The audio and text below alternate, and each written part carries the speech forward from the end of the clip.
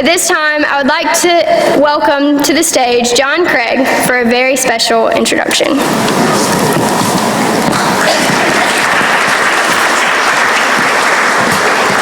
Hi. First off, I want to thank my granddaughter Amanda for giving me the opportunity to be here today. Very briefly, and I've been told to be brief, I am the father of 3 beautiful daughters, and we grew up together. I was a young father. We had a lot of fun. We had a lot of laughter in our home. They grew up, and I didn't want to, but we did. And things were kind of quiet at my house until, I guess it was about 1919, or 1999, I'm sorry, in 2000. I was blessed with a granddaughter in Florida, followed by a granddaughter in South Carolina, followed by, a couple of years later, a grandson in Florida. And all of a sudden, laughter came back to my house. And it was fun. It was fun to have young people around, and we had a lot of fun growing up again together, because their parents had gotten old, and it's good to be around young people. So when my children grew up, they had some wonderful children, and one in particular today we're honoring, or I'm honored to be here for her. You know, as a sideline with my career, I am also a professional clown. I've been part-time clown for about 25 years, and I enjoy laughter and I enjoy being around young people. And that's one of the things that I was excited about having to come today. And you know, as you grow older, don't forget how to laugh, don't forget how to enjoy life, and more importantly, surround yourself with people that feel the same way, and you'll live a heck of a lot longer. But to get on with my show here, let me say that there are 3 words that we all love to hear. And there are also 5 words that we love to hear. The 3 words are, I love you. And for my granddaughter, I do. She has been a joy to have in my house and be around. And the 5 words are, I am proud of you. I'm proud of her not only for her grades and her ability to academically do well, but to be a good person, to be a person who likes to serve others. And that's one of the things that this world needs more of. So, in closing, to use the words that we do sometimes in the circus, ladies and gentlemen, boys and girls, and children of all ages, let's put your hands together and let's welcome my granddaughter and your South Carolina State Officer, Vice President Amanda Taylor.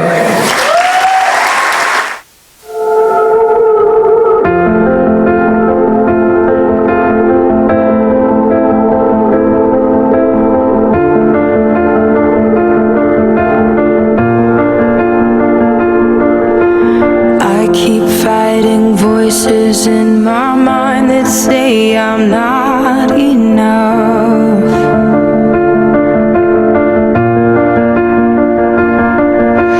Every single lie that tells me I will never measure up.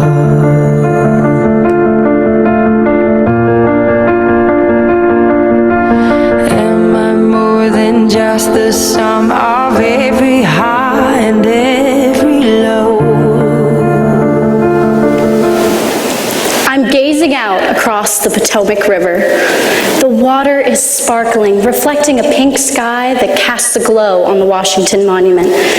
Behind me is the Jefferson Memorial and all the state officers from across the nation. It was a peaceful pause during our State Officer Summit, an intense week of training. After a few minutes of wandering the memorial and watching the lights dance across the water, it was time to head back to the bus. I stood up from my seat at the water's edge and heard the most horrific. The splash of my phone disappearing into the inky blackness of the river. Yep, it was gone. I freaked out and cried like a baby in front of everyone. the state officers, the national officers, and Thomas Jefferson himself carved in stone. Could it get any more embarrassing? This is now one of my favorite stories to tell, but at the time, I thought it couldn't get any worse. I mean, how could I have messed up so badly in front of everyone? I'm a state officer. I'm not supposed to mess up. I'm supposed to be poised, a leader, a role model. If I can't keep myself together over losing a phone, what makes me think I can measure up to my teammates? How can I fill the heels of my predecessors if I can't match their standard of perfection? How can I dare wear an association jacket? In that moment, I truly believed I didn't have what it takes to serve as a state officer. I let my need for perfection blind me to my own value as a leader and as a person. I think we've all had a moment where we felt this way. Whether it's fulfilling a chapter office or any other role, there are times where we feel that we don't match the perfect image we have in our minds. We just can't seem to meet our own standards, ones often much higher than those around us expect of us.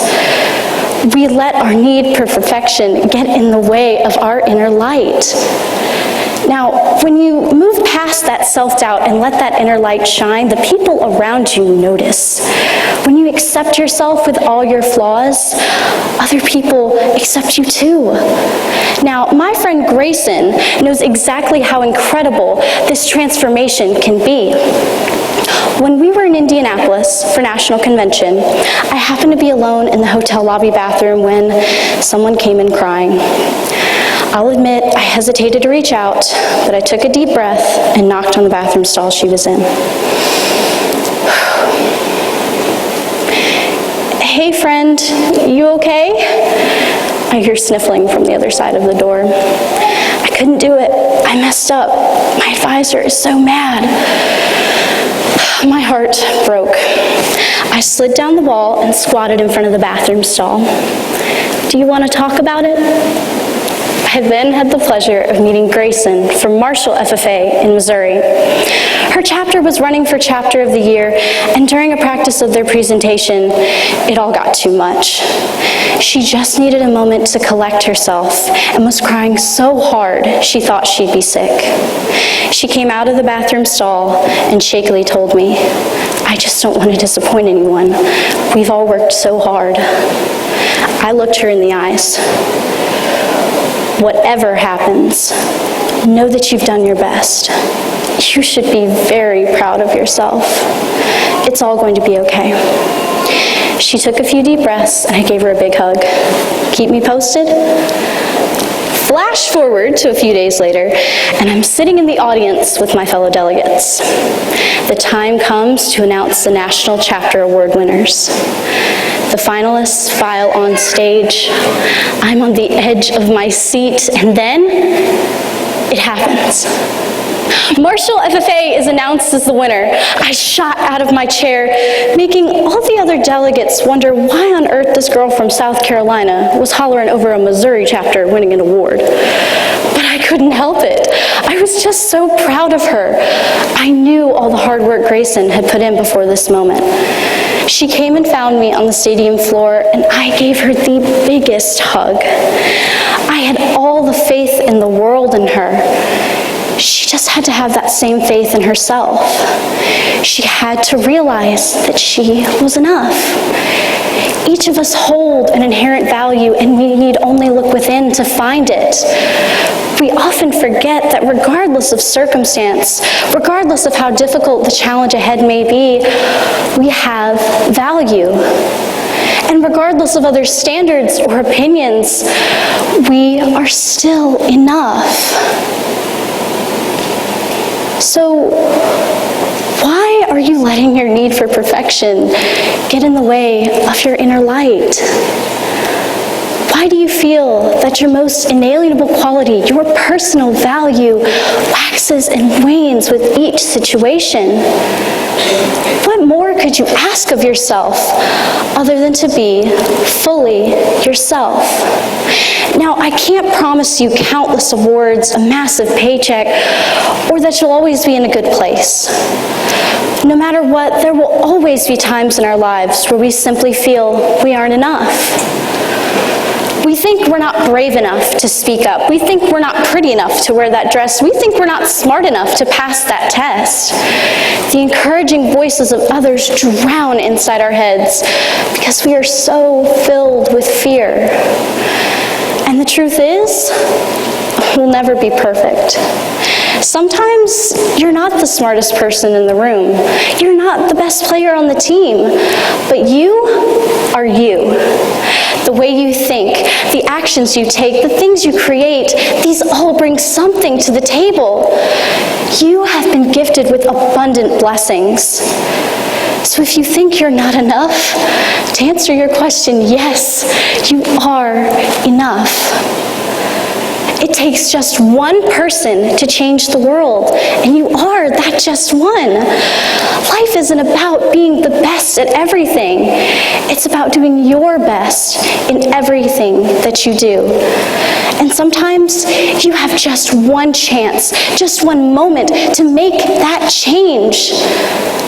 Don't let your need for perfection keep you from loving yourself. There is just one you. In SCFFA, you are enough.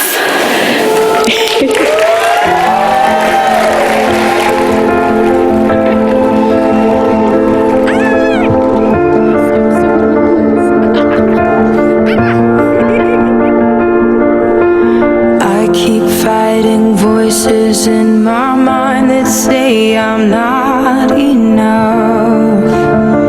Amanda, whether it was dropping your phone in the Potomac River or falling asleep through anything, you have kept us smiling and laughing this entire year.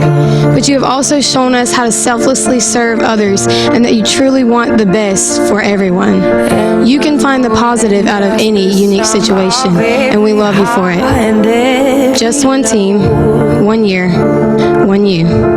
Love always, Jesse, Peyton, Erica, Mariah, and Emily. South Carolina FFA, it is my pleasure to present to you for the final time your 2018-2019 State Vice President, Amanda Taylor. You say